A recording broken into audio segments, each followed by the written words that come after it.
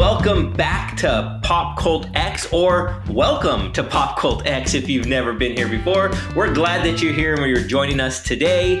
We are a pop culture YouTube show podcast that talks about all things pop culture, from movies, video games, books, comic books, music, and of course, we kind of dive into sports, kind of like what we're doing today.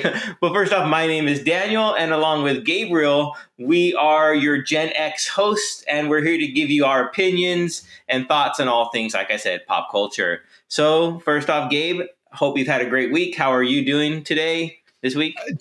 Doing really good. Had a great weekend, productive. Had a couple photo shoots over the weekend. Oh, so cool. Been busy. Yeah. Saw the first episode of Moon Knight, which was amazing. Yes. So I can't wait to see the rest of the series. I'm, as always, a little bit behind. So I have some catch up to play, but catch up to do. But the first episode was amazing. I thought they did a great job. They did. And I can't speak highly enough about this show. It's got the dark, it's got the gritty. Oscar Isaac is just brilliant. I was questioning his casting decision at first, but no, I don't have any questions more about that. Were you surprised that he had a British accent? I didn't know that the character was going to be in the UK. They changed it a little bit from the source material. In the comic book, Stephen Grant, Stephen with the V, is a American movie producer. So they changed it a little bit, I guess, to fit in with what they're planning, but it's all good. I still enjoy it. Yeah. When he started talking, I was just surprised. I was like, wait a minute, what? and then I liked it even more because I do love the UK. I love England. I love London. So that made it just that much cooler for me.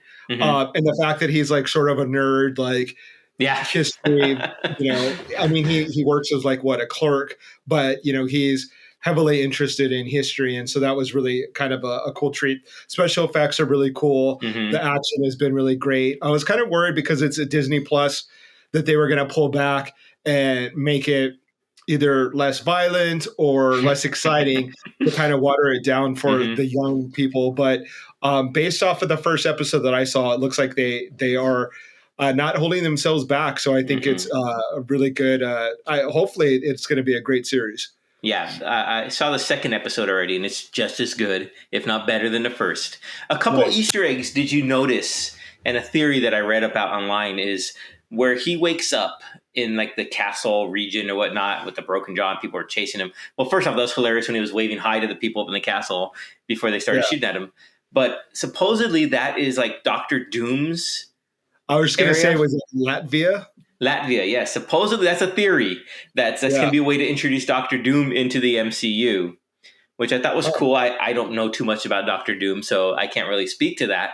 But I just like how they tie in stuff without really, mentioning it, just showing you like a little Easter egg, Yeah, that didn't occur to me. But the second you said castle, I thought Latvia, Dr. Doom. Obviously there's a lot of fans that are waiting for Fantastic Four to be brought into the MCU along with the X-Men. So hopefully we're getting it soon. I believe that Moon Knight is going to tie into Werewolf by Night, which is actually the first appearance of Moon Knight is in Werewolf by Night. I read that the other day. And he is going to be played by Gael Garcia Bernal. Oh, so cool. I like two Latino actors in a lead role. So I'm like super excited and happy about that.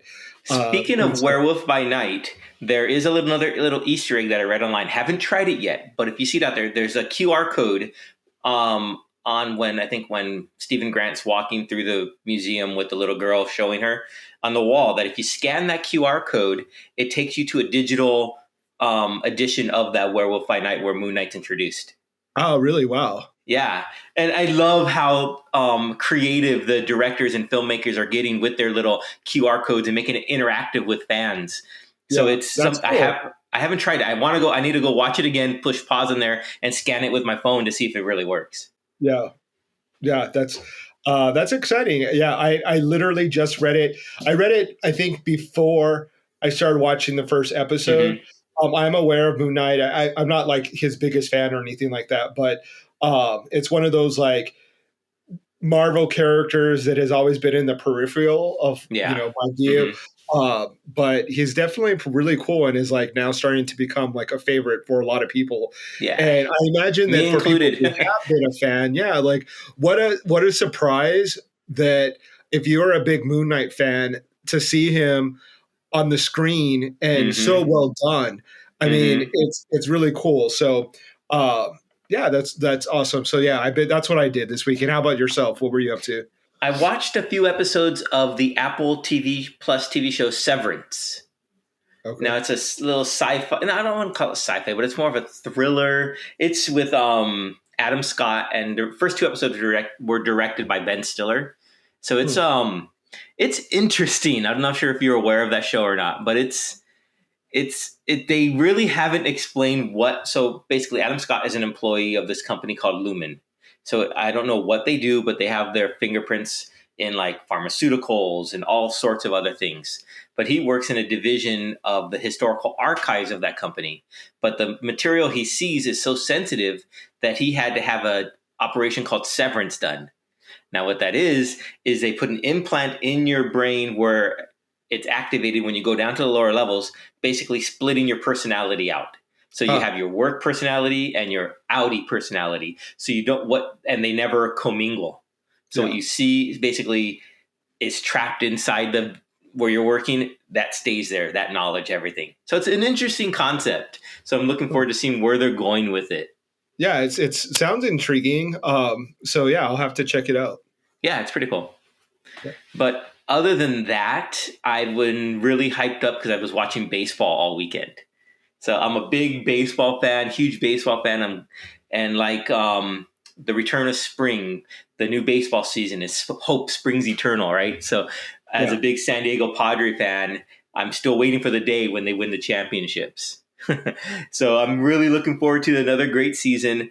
But it got me thinking, what is something that we haven't really talked about much in the show, but is really prevalent? And when I'm doing research for this, I found that there's over 250 films and documentaries around baseball created by historians, filmmakers, and we're not going to touch all 250 or more. We're gonna talk about a couple of them, maybe some you have seen, some you haven't, and some that play kind of like historical. They really have an importance in pop culture just because of Yeah. what they are. So I'll start off with the first one. The very first baseball film that I did saw was an 1898 film by Thomas Edison. And now it was shot on the equipment of the day. So, it's not greatest quality, but it's just two teams playing baseball. And that was like the first baseball film ever. Haven't seen Wow. it. I just thought it was fascinating from the 1800s, right? Right around the turn of the century when TV isn't really created yet, but someone figured out how to record moving pictures. So I thought that was fascinating.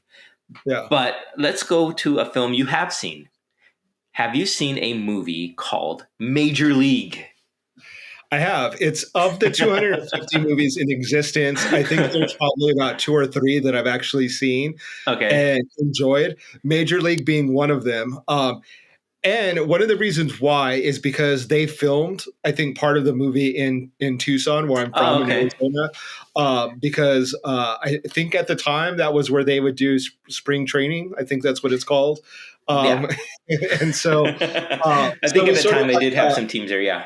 Hmm. yeah, and I think that I want to say the Athletics were there, or no, the White Sox. I think the White Sox were there when I had left Hmm. Tucson. Um, so that was sort of like a little, historical moment for Tucson to have like these Hollywood people filming a movie regarding baseball.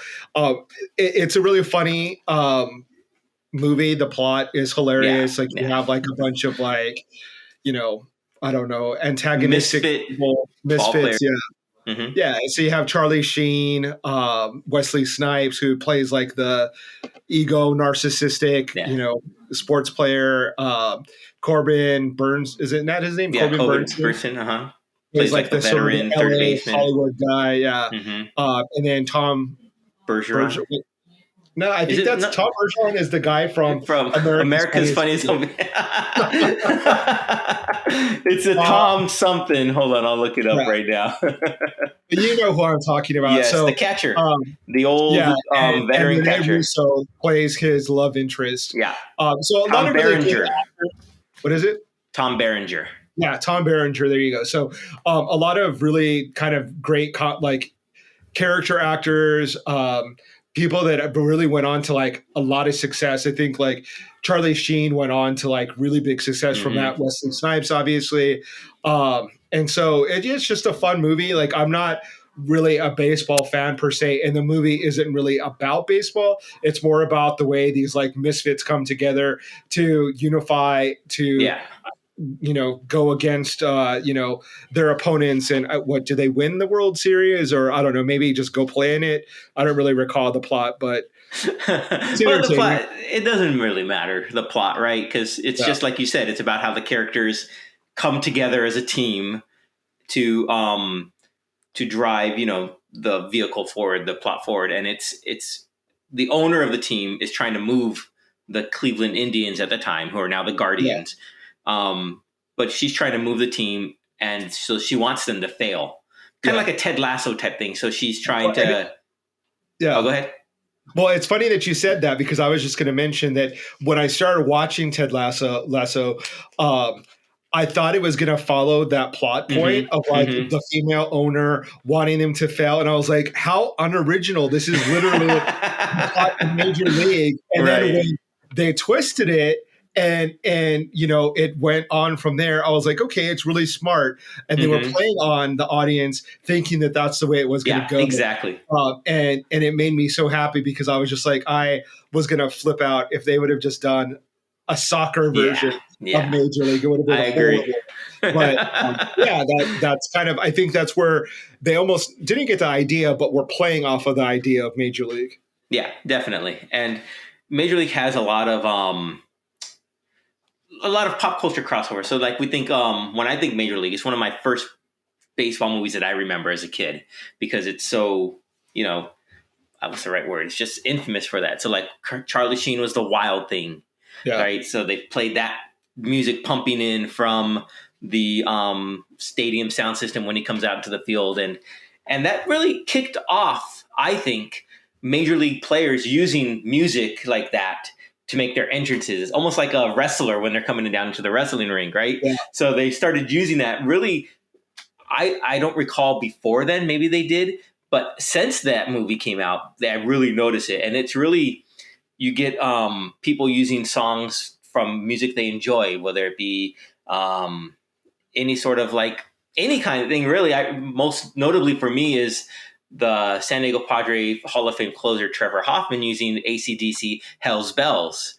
And that just, when you hear that, it's the electricity in the stadium just goes up 1,000%. So yeah, it's just crazy how it all started, for me at least, from that movie. yeah, yeah. The second movie, which I'm pretty sure you've seen, and this is probably one of my favorite baseball movies, stars Tom Hanks, Gina Davis, Lori Petty. Who else is in there? There's a Rosie lot of O'Donnell. other. Rosie O'Donnell's in there. Madonna's in there.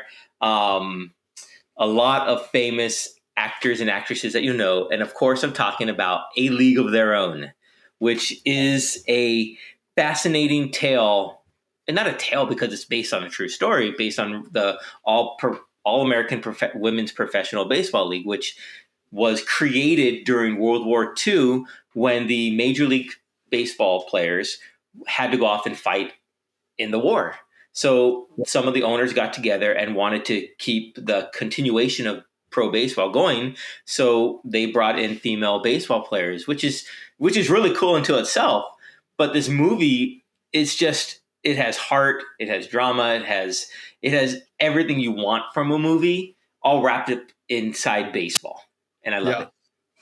Yeah, I think it definitely has a lot of heart. The relationship between Gina Davis's character and her younger sister Lori Hmm. Petty is a big plot point for the movie, right? Like Yeah. Gina Davis's character is like really the baseball player. She's like the all-star. Lori Petty is like her scrappy little sister that like doesn't really get all that much Right. attention. Hmm.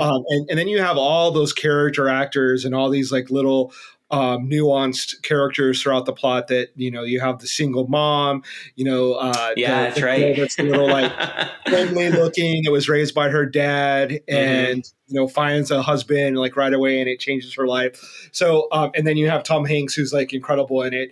I want to say, was he nominated for an Academy Award for it? I think he might I have don't been. know if he was I or don't think not. he won, but I don't know. So, but definitely one of his better performances. I think that he was pretty amazing in Hmm. A League of Their Own, and he got a lot of accolades for it because I think it went against his type.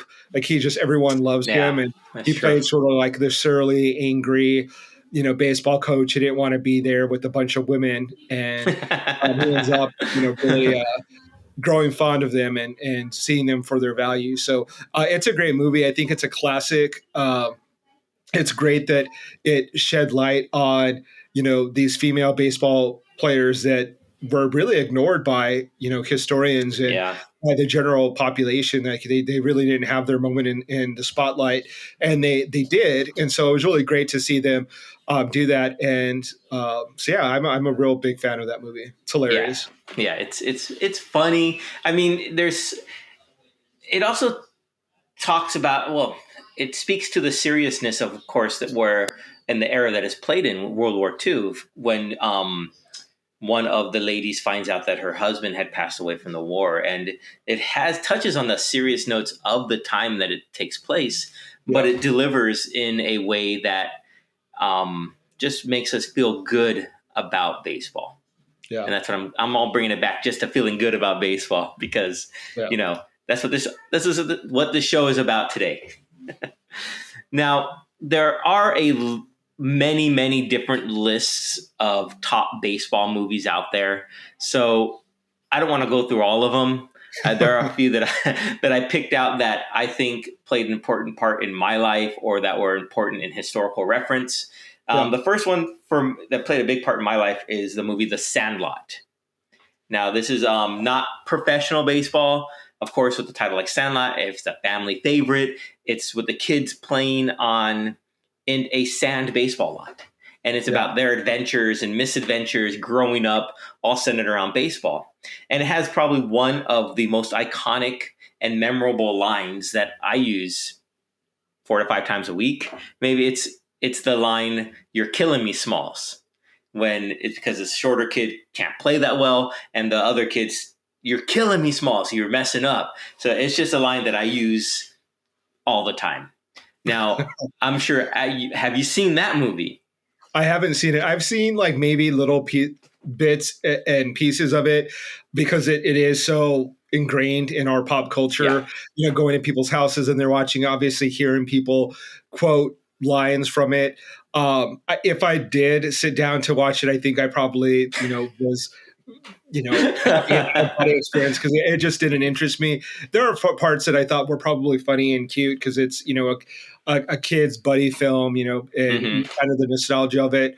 I can relate to it. So when I was a kid, we spent spring and summer in our pools because it was so hot in the desert. So was out playing baseball, and so I don't know I see the value in it, and I definitely think that it's probably a really funny movie, but not one that I've sat through all of it. Right. I hear Yeah, you. I mean, yeah, yeah, it's different growing up experiences. I mean, I played baseball with friends outside all the time in San Diego, so it was, great weather for it. So why not? So yeah. that's just one of those things that I happen to do. Now, the next movie is a family movie that's it's really a story about a family that happens to be told via baseball. Hmm. And it's from one of your favorite directors and favorite actors. And I'm talking about Kevin Costner. Yeah, And the movie is Field of Dreams. Now, it's a great I guess you call it a baseball movie because it happens to take place where the Kevin Costner's character builds a baseball field in the middle of a cornfield, right? So we'll call it baseball because of that. And then the ghosts Yeah. of the baseball players come out to play, and it's basically him reconnecting with his long lost father, a ghost of it, and it's a whole story. If you guys seen it, you know what I'm talking about. I don't have to rehash it all. Yeah. Um, the it's it has. I mean, it's really good. I watched it recently for the first time in probably like 20 years, Yeah. and I didn't cry, but I felt I did feel moved because it hit home a little different watching it as an adult than Yeah. as a kid. Yeah. So it was a little bit different feeling of, seeing him reconnect with his dad, seeing him, about living out his dream, what he's meant to do. Even if it's just silly to do that, to Yeah. build a baseball field there. But if you're being compelled, there's a reason for it. Now, how's that tie into pop culture? Let me tell you, last season in baseball, someone actually built that Field of Dreams out in Iowa, and they played a professional baseball league game in that stadium there. And it was really cool because you got to see, they did an introduction. It was the Chicago White Sox versus the New York Yankees. So you got to see the players come out of the corn stalks like they do in the movie. So that was really cool, just the whole Hollywood element of it. But just being able to see that game played on that field, it was just, as a baseball fan, it was amazing. Yeah. I feel like there's like an alternative way you can describe Field of Dreams for people who haven't seen it. And it would probably be something like, and tell me if I'm off because I haven't seen the movie, but Okay. through pop culture, I have a general idea of what it's about. But Mm-hmm. so you have the main character who is a paranoid schizophrenic who hears voices telling him to build a baseball field, and he sees and hallucinates ghosts. And it culminates with him being able to play baseball in the corn with his dead father. Yes. That sounds like a horror movie to me, not a film. Yeah, I can see that. That would be kind of cool, actually, if they, drop the lights, edit it a little differently. I can see it being a horror movie, definitely. Right? It just sounds really creepy. Like maybe I'm was too influenced by Children of the Corn, but when I see Fields of Corn, it's not something that I necessarily want to go play in. You're right. Let us That's stay away from hilarious. Fields of Corn. Now, the next movie, I got to think about Children of Corn now. Thanks a lot. The next film tells a story of actually one of the, I think, biggest cultural problems that plagued early years of baseball, and that it was the segregated version of baseball, right? So there were only white males playing, no people of color, nothing like that, until Jackie Robinson came into the fold with the Brooklyn Dodgers in oh goodness, I have to see what year. I think it was 1942. No, I have to check what year that was. But the movie 42, starring Chadwick Boseman, was just a fantastic storytelling about that time in baseball. And it was the integration of Jackie Robinson being the first African-American to play Major League Baseball.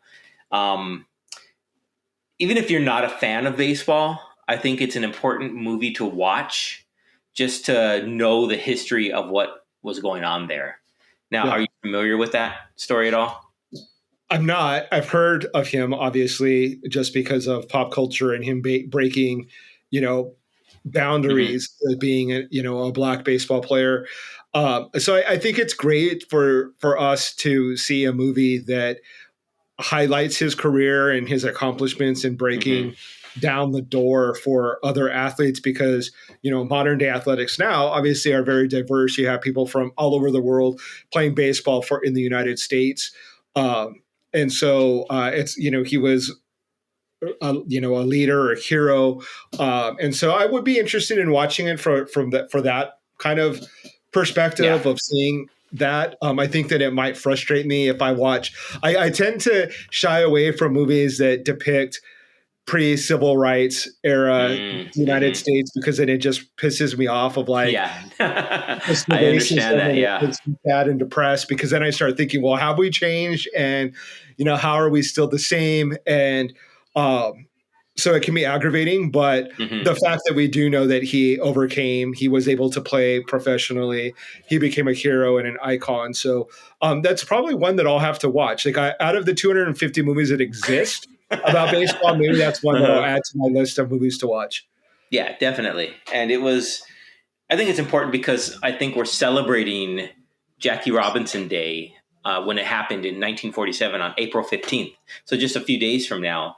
And Oh, well, all players in baseball, and I think this is really cool, all players in Major League Baseball will wear the number 42 in honor of him. And they've nice. been doing that for a few years. I think it started back with Ken Griffey Jr. Wearing the number 42 in honor of Jackie Robinson. Then it spread to any player on any team who wanted to do it could do it. And now on that day, everyone wears it, which I think is really neat, really cool way to honor his legacy and what he meant to the game and to America and the civil rights movement, I think. Yeah, that's awesome. So moving on to in your appreciation tour of movies, baseball movies, I'll just throw a couple of them out there together just because I've seen them, but I don't really remember them. Yeah. So there was 8 Men Out, which depicts the famous Chicago White Sox or Black Sox scandal where players were allegedly betting on themselves to lose the World Series. So Oh, wow. it was that whole scandal there. That's with John Cusack, D.B. Sweeney. It's an interesting movie. Seen it a couple of times. The Natural, which is a Robert Redford film where he depicts a baseball player who at the prime of his career gets shot in the lobby and disappears for 16 years, then comes back and it's just really a story about showing that it's never too late to follow your dreams out and capture the what you're meant to do. And now that's a great movie just because there is some crossover to baseball for that. So the iconic scene in that movie is at the very end, and I'm sure you've probably seen this in clips where he hits the ball and it goes into the light stands and they all explode on the Oh, field. yeah. And yeah, so that's the iconic shot from that, right? So it's like the last pitch. Now, fast forward to real life in 1988 when Kirk Gibson, Los Angeles Dodger player, is in the World Series. He hobbles up to plate in the bottom of the ninth inning with 2 bad knees. He can't hardly walk. That's why he's not playing. And he hits a home run similar to that sort of circumstance. And it gave me that same sort of feeling and energy of watching the movie than in real life. Now, I hate the Los Angeles Dodgers, but that moment in sports is just so memorable and iconic, and I link it with that movie all the time. Huh. So that's a little brief overview of a few movies. There's a more recent movie, Moneyball, with Brad Pitt, Jonah Hill, and even Chris Pratt, your favorite there. What other movies have been out with baseball? Oh, Mr. 3000 is a fun tale. It's a comedy with Bernie Mac. I'm not sure if you've seen this one. And the plot is kind of funny. So Mr. 3000, Bernie Mac, he made his post-playing career off of the fact that he had 3,000 hits. So he has a car dealership with that. He has sponsorships all around him being Mr. 3000. But then it turns out that 2 of his hits didn't count. So he has to unretire and go back to the team and try and get those final 2 hits so he doesn't lose all of what he built. So it's a comedy. It's funny. Yeah, that's funny. It's a good time. There are a few others that I think you should watch, and I'll list them. I won't get into them too much. Yeah. Like Angels in the Outfield, Bad News Bears, The Rookie of the Year. I haven't seen Bad News Bears, but I saw a clip of it, and it was so incredibly dated with the racism and like homophobia and misogyny that I was like, wow, Yeah. it was wild. I was like, it was like watching like a film from like the 1940s with like full on like KKK. Like it was crazy. That was a Yeah. kids movie. Yeah, I was shocked. Like, and I'm not one of those people that want like, oh, we should go back and edit the movies because it speaks to that time and the way people thought. So like, I don't want to let people off the hook and think, oh, like the good old days. No, the good old days were pretty shitty. So let's make sure that people realize that and let them be embarrassed. But I was shocked by that. I really was. Like, it was insane. There were some funny moments in it because I think Walter what's Matthau. the old man? Well, Yeah, Walter Walter, Matthau. I think he is like a genius comedic actor. So that was funny, but I couldn't sit through all of it. It's funny you say that because on the most recent episode of The Simpsons, which I watched last night, and it's I guess they get like a streaming box, kind of like a Roku, to hook up their TV, and they're like, "Oh, look, this channel is of cartoons that have all the bad or no longer appropriate stuff to say edited out, so they're like 4 seconds long or something like that." Yeah. So it's just funny that if we were to do that, imagine how much content would be left over. Yeah, it's crazy. Yeah. Let's see. What else can I try and sell you on for baseball movies? There is a musical. Now, this is one I used to enjoy in high school called Damn Yankees. It was also turned into a film, and it's where a guy, basically, he's a huge fan of a Washington Senator team. This is like in the early 50s, I think. And he's an older fan, and he decides to sell his soul to the devil to become a young ball player to help his team beat the Yankees. So it's, if you can imagine that, and there's a whole... I can't imagine that. So that's like, it's like that famous meme of like that girl that's like, like, okay, you didn't have me when it was baseball. Then you really didn't have me when you're like, it's a musical baseball. But then you brought me back in with the whole and he sells his soul to the devil. So I was like,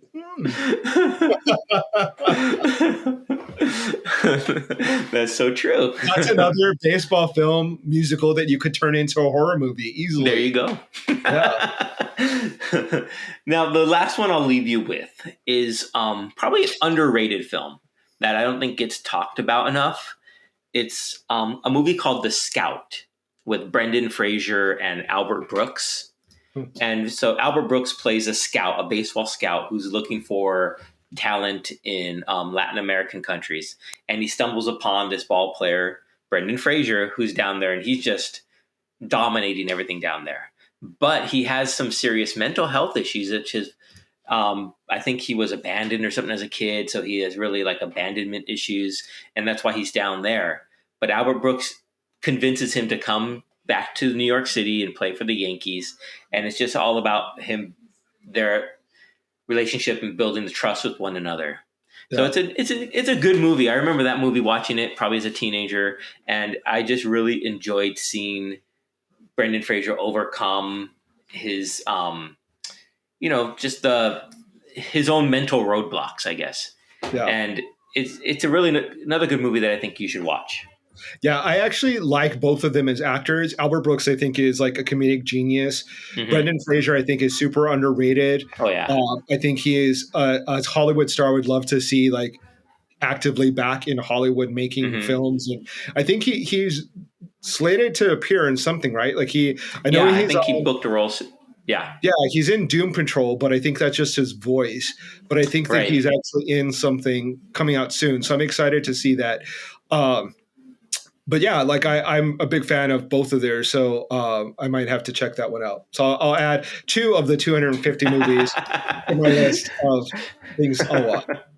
Now, there's something I want to say real quick about A League of Their Own. And I saw this recently that they are going to be making a series based off of the movie. So it's going to be a series of a TV series of League of Their Own. I have to see more details about it, but I know they cast. Oh goodness, I can't. I was just looking at his book earlier today. The gentleman from the Parks and Recreation, Ron Swanson. Can't think of his name. Guy with the mustache. The actor? Yes. Megan Mullally's husband There you is. go.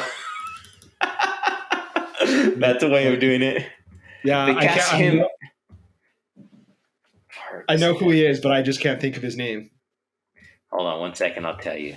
Well, they cast him as the role of the coach of Tom Hanks' role.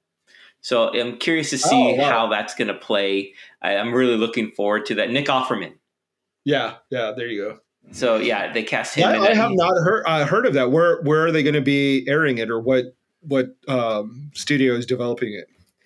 If you give me a moment, if you riff a little bit, I'll find out for you. Yeah, because I'm curious. Those roles were so iconic. Nick will do a great job as that surly baseball player coach for sure. But for them to replace like the Gina Davis character, the Lori Petty character. Well, I don't know if they will replace Gina Davis because she only played one season, so she doesn't need to be there. So it's not a remake; it's a continuation. Exactly, I think so. So it's going to be on Amazon Prime, like a lot of things are these days. Yeah. Let's see here.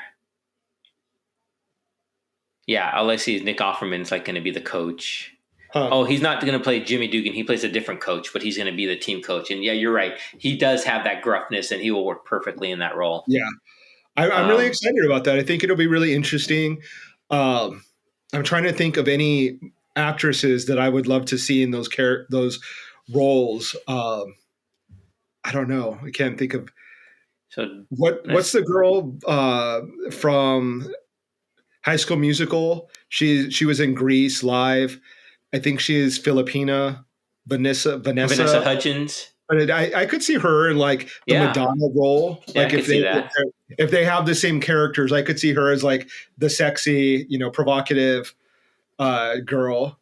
Yeah, they have a list of characters here or cast here, but I won't get into that. If you guys are interested, go look it up. It's on Wikipedia and take that with a grain of salt. You know how things change very rapidly in the entertainment industry, so all these could be different.